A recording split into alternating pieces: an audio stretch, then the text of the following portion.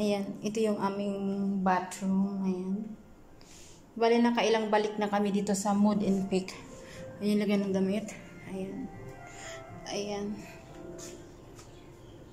May libreng prutas, saka sweet, at tubig. Ayan. Ito yung extra bed para sa akin. Ito yung sa dalawa, sa alaga ko. Ayan. Tapos, ayan. Sa labas. Ganda ng view. Ayan. Ayan, higaan namin.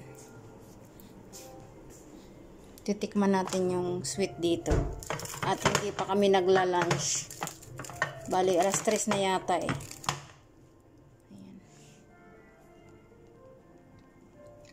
Ayan. Masarap siya.